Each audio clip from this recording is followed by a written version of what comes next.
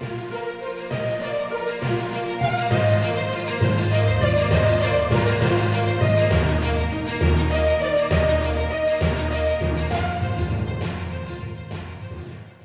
दोस्तों, मैं आदित्य उपल, इस कार्यक्रम का होस्ट और आपका दोस्त।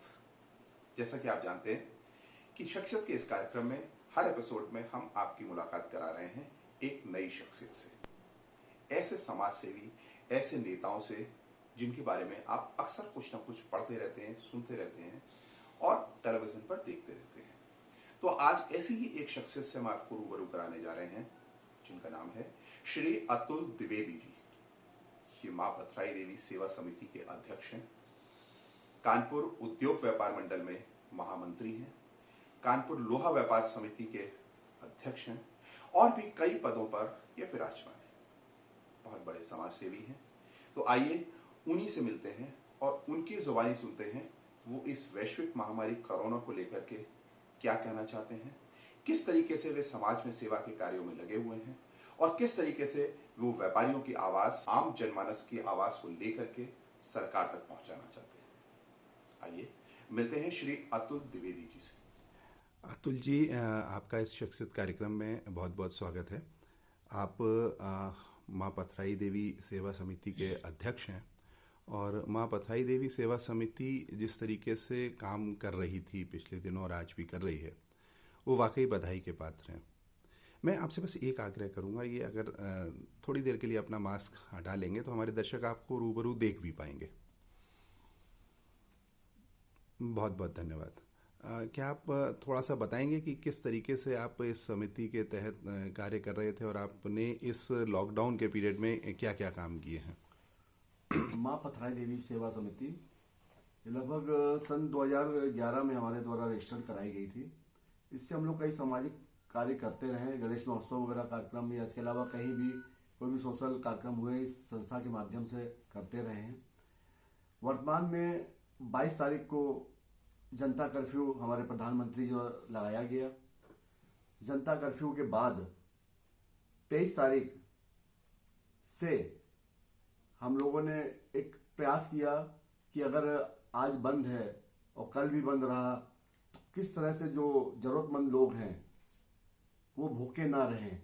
ऐसे कुछ परिवार हमारी नज़र में थे, हमारे लोगों की नज़र में थे, बहुत ज़्यादा नहीं थे, कुछ ही परिवार थे। तो 23 तारीख को हम लोगों ने आपस में बात करके फ़ोन द्वारा 10 परिवारों से 10-10 लंच पैकेट बनवाकर उन चिन्हित लोगों तक पहुंचाया जिनको ज़रूरत थी।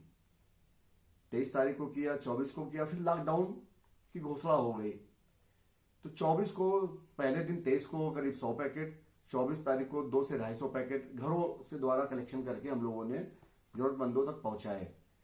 लेकिन कहीं ना कहीं लग रहा था कि जरूरत शहर में ज्यादा है और हमारी कोशिश कम है। हम उस जरूरत को पूरा करने के लिए कहीं ना कहीं एक रसोई की स्थापना करना अति आवश्यक समझा गया। हम लोगों ने आपस में बात की, हमारे बहुत से व्यापार मंडल के साथी हमारे साथ जुड़े, उनके साथ बैठकर हम लोगों ने Subhash inter college Y1 block में 25 तारीख से रसोई की स्थापना की, मां अन्नपूर्णा रसोई के नाम से स्थापना की। पहले दिन हम लोगों ने 1 से 1,500 के बीच में लंच पैकेट का वितरण किया। लेकिन जो हमारे वॉलंटियर थे जो जा रहे थे चिन्हित जगहों में देने के बाद वहां से जब आ रहे तो उनका ये कहना था कि जो संख्या से हम लोग लंच पैकेट बना रहे हैं इसके बावजूद बहुत सी ऐसी संख्या है जो भूखी है, जिस तक भोजन नहीं पहुंच पा रहा है। शुरुआत ही थी, 3-4 दिन ही हुए थे। हमने लोगों से अपील की, हमारी संस्था के लोगों से अपील की, हमारे व्यापार मंडल के साथियों से अपील की कि मानवता के इस काम में वो आगे आए। हमारी इस अपील पे हमारे सारे साथी, चाहे वो लोहा व्यापार मंडल से जुड़े हों, चाहे अखिल भारतीय व्यापार मंडल से जुड़े हों या कहीं किसी भी व्यापार मंडल से जो भी लोग जुड़े रहे, हमारी अपील पे मानवता के नाम पर वो आगे आए और उनकी मदद से, तन मन धन से मदद के लिए वो आगे आए। उनकी मदद से हमारी रसोई 26 तारीख से, जो 25 तारीख को हमने 1 से 1,500 के लंच पैकेट बनवा के वितरण किया था, 26 तारीख को वो लंच पैकेट संख्या हमारी 5,000 के आसपास पहुंच गई। जैसे जैसे लोगों का हमारे साथ जुड़ना चालू हुआ, हमारी लंच पैकेट की संख्या जरूरतमंदों तक बढ़ती गई। वो संख्या हमने 9,000 तक लंच पैकेट डेली का वितरण किया, दोनों टाइम में, सुबह लंच, रात में डिनर, दोनों टाइम का लंच पैकेट। एक जो सूची बनती जा रही थी हमारी, जो निराश्रित लोग हैं, जरूरतमंद लोग हैं, हमने कहीं बस्तियों में जाके वितरण नहीं किया।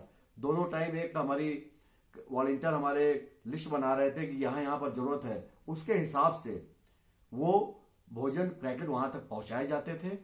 और वो संख्या 9,000 9,500 लंच पैकेट तक पहुंच गई थी। और लगातार हमको सहयोग मिलता जा रहा था लोगों का।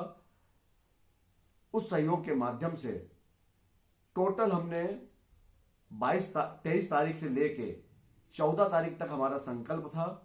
14 तारीख को हमारे संस्था के महामंत्री रामजी तिवारी, उनकी दादी जी का देहांत हुआ। उनके देहांत की वजह से भी और हमारे काफी कार्यकर्ता जो पहले दिन से लगातार मेहनत कर रहे थे, उनको आराम देने के लिए भी उस पर हम लोगों ने ब्रेक किया। तो 23 तारीख से 14 तारीख तक लगभग 1,12,000 लंच पैकेट हम लोगों ने पूरे शहर में, शायद ही कुछ थाने छूटे हो शहर के जहां पर हमारा लंच पैकेट ना गया हो, लगभग शहर भर में हमारे लंच पैकेट। उसमें हॉस्पिटल भी थे, सरकारी hospital, cardiology, Hallett, Ursula, private nursing home, Kidwai Nagar के आसपास के, रामा देवी के आसपास के प्राइवेट नर्सिंग होमों में भी लंच पैकेट हमारे बाकायदा गए, जिसकी सूची आज भी हमारे पास बाकायदा रिकॉर्ड है पूरा। इसकी सूची हम डेली का डेली सरकारी विभागों में, केडीए और नगर निगम में भी देते रहे हैं। वहां पर हमारी मां पथराई देवी की संस्था रजिस्टर्ड थी, वहां से भी हमको अप्रिशिएट किया गया। इसी बीच में हमारी बात जिलाधिकारी महोदय से भी हुई। उन्होंने एक निवेदन किया कि आप ये बहुत अच्छा काम कर रहे हैं। उन्होंने हमारी संस्था को, हमको, हमारी पूरी टीम को, जो हमारे साथ वॉलंटियर्स, लगभग 200 से 250 वॉलंटियर्स जो लगे थे, सबको अप्रिशिएट किया। और उन्होंने एक निवेदन किया, एक अपील की कि आप बहुत अच्छा काम कर रहे हैं कानपुर शहर के अंदर, लेकिन एक चीज की और भी शहर के अंदर जरूरत है, और आज जरूरत है, हो सकता है आगे जरूरत पड़ जाए। आगे का समय अभी क्या आ रहा है, कैसा आ रहा है, हो सकता है आगे जरूरत पड़े ब्लड की, ब्लड डोनेशन की। जब उन्होंने बात की तो हम लोगों ने आपस में बात की। वाकई जो कानपुर महानगर के जिलाधिकारी ने जो जिस सोच से इस बात की अपील हम लोगों से की ब्लड डोनेशन करने के लिए, हमको लगा वाकई भोजन तो कोई भी कहीं भी पहुंचा सकता है, किसी को भी दे सकता है, लेकिन रक्त कहीं से भी नहीं, न खेती से बनाया जा सकता है, ना कहीं से मैन्युफैक्चरिंग की जा सकती है। रक्त ही एक ऐसी चीज है जो मानव से मानव को दिया जाता है। जिलाधिकारी महोदय के निवेदन से हमने लगातार 3 दिन ब्लड डोनेशन कैंप लगाया, जिसमें लगभग 100 लोगों ने ब्लड डोनेशन किया। उसके लिए जिलाधिकारी महोदय ने कानपुर डीआईजी और कानपुर की महापौर, तीनों लोगों ने आकर ब्लड डोनेशन कैंप का हमारे उद्घाटन किया। और ये लगातार 3 दिन हमारे यहाँ ब्लड डोनेशन कैंप चला। भविष्य में भी इस संस्था के माध्यम से अभी कुछ दिनों के लिए हमने ब्रेक किया है। ये लॉकडाउन 3 तारीख तक है, 3 मई तक। अगर ये लॉकडाउन आगे बढ़ता है तो हमारी संस्था, हमारी कमेटी पूरी तरह से तैयार है। अगर ये लॉकडाउन 3 तारीख के बाद आगे बढ़ता है तो हम पुनः अपनी मां अन्नपूर्णा रसोई को प्रारंभ करेंगे, और जहां पर भी जरूरत होगी शहर में, मां अन्नपूर्णा रसोई पथराई देवी सेवा समिति के माध्यम से जरूरतमंदों तक भोजन पहुंचाने का काम करेंगे। और जिलाधिकारी द्वारा इसके अलावा भी कोई अपील की गई तो हम हमारी संस्था के द्वारा उस कार्य को करने के लिए, हम, हमारे सारी टीम, हमारे सारे वॉलंटियर्स, हमारे सारे पदाधिकारी, मां पथराई देवी सेवा समिति के लगभग 200 से 250 जो वॉलंटियर्स हैं, हमारी पूरे पदाधिकारियों की टीम, क्रांतिकारी साथियों की टीम, जो अपना तन मन धन से इस कार्य में लगे हुए, अपनी जान की परवाह किए बिना इस कार्य को आगे भी जारी रखेंगे। आप अपनी जान पर खेलकर, आप और आपकी पूरी टीम जिस तरह से पूरे लॉकडाउन पीरियड में लगी रही, शख्सियत टीम उसको सैल्यूट करती है, प्रणाम करती है, और आपको इस पुनीत कार्य के लिए बहुत बहुत बधाई देती है। एक बहुत छोटी सी बात मैं आपसे संक्षेप में पूछना चाहूँगा। आप अंतर्राष्ट्रीय हिंदू परिषद के प्रदेश अध्यक्ष भी हैं, महानगर अध्यक्ष हैं, सॉरी, मैं अपनी बात को ठीक करता हूँ। आप महानगर के अध्यक्ष हैं, और अभी जो महाराष्ट्र में एक घटना हुई, 2 साधुओं की हत्या हुई, उसको लेकर के आप क्या कहना चाहते हैं, थोड़ा संक्षेप में बताइए। बहुत ही विभत्स घटना है। पूरा विश्व आज कोरोना रूपी महामारी से परेशान हो गया है। कोरोना रूपी महामारी से पूरा विश्व भयभीत है। ऐसी स्थिति में हिंदुस्तान में, पूरे हिंदुस्तान में लॉकडाउन किया गया है। महाराष्ट्र में हिंदू हृदय सम्राट माननीय बाला साहब ठाकरे के पुत्र, हिंदुस्तान के अंदर अगर किसी को भी हिंदू हृदय सम्राट कहा जाता था तो माननीय बाला साहब ठाकरे को कहा जाता था। आज उनके पुत्र उद्धव ठाकरे जी महाराष्ट्र के मुख्यमंत्री हैं। उनके मुख्यमंत्रित्व काल में हिंदुस्तान के अंदर लॉकडाउन है। 4 आदमी एक साथ नहीं घूम सकते। एक मोटरसाइकिल से 1 आदमी घूम सकता है, कार से 2 आदमी घूम सकते हैं। एक सुनियोजित तरीके से पालघर के, महाराष्ट्र के पालघर जिले में सैकड़ों की तादाद में जो हैवानियत संतों के ऊपर की गई है, वो हैवानियत अगर एक पब्लिक कर रही हो तो ठीक है। वो हैवानियत सैकड़ों लोगों ने एक साथ पुलिस के सामने की है, ये एक बहुत बड़ी बात है। महाराष्ट्र की सरकार क्या कर रही थी? हमें तो लग रहा है ये महाराष्ट्र की सरकार की कहीं ना कहीं मिली भगत है।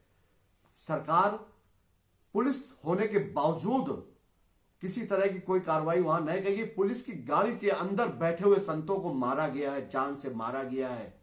निश्चित ये हिंदुस्तान के हिंदुओं के ऊपर, हमारे संतों के ऊपर एक बहुत बड़ा कुठाराघात है। जी अतुल जी, आप बता रहे थे कि जो घटना हुई उसकी आप किस तरह से निंदा करते हैं? जिस तरह से पुलिस कर्मियों के सामने एक लॉकडाउन में जो 4 लोग इकट्ठा नहीं हो पा रहे, सैकड़ों की तादाद में 16 पुलिस कर्मियों पुलिस की गाड़ी के अंदर से उतारकर संतों को मारा गया है, बहुत ही विभत्स घटना है। कानपुर महानगर से हमने, कानपुर महानगर के अध्यक्ष होने के नाते मैंने और हमारे प्रांत महामंत्री रामजीत तिवारी ने, दोनों ने तुरंत प्रधानमंत्री को संबोधित एक मेल उनको किया और उनसे मांग की है कि इनके हत्यारों को तुरंत गिरफ्तार किया जाए, इन पर तुरंत कार्रवाई की जाए। अन्यथा लॉकडाउन के बाद हमने ये घोषणा कर दी है कि संतों के साथ अंतर्राष्ट्रीय हिंदू परिषद पूरे देश से महाराष्ट्र के लिए कूच करेगा। अगर इनके ऊपर तुरंत कार्रवाई नहीं होती है, तुरंत इनको गिरफ्तार करके कोर्ट के माध्यम से फांसी की सजा नहीं सुनाई जाती है, तो संतों के साथ अंतर्राष्ट्रीय हिंदू परिषद सड़कों पर उतरकर आंदोलन के लिए बाध्य होगा। तो ये थे श्री अतुल द्विवेदी जी। अगर आपको ये प्रोग्राम अच्छा लग रहा है तो हमारे चैनल को सब्सक्राइब कीजिए और लगातार देखते रहिए कार्यक्रम शख्सियत। हम हर एपिसोड में आपकी मुलाकात एक नई शख्सियत से करा रहे हैं। अगर आप हमारे कार्यक्रम का हिस्सा बनना चाहते हैं तो आप हमें vyomfilmproductions@gmail.com पर मेल कर सकते हैं। मुझे फेसबुक और ट्विटर हैंडल पर ऐड कर सकते हैं। तो देखते रहिए प्रोग्राम शख्सियत।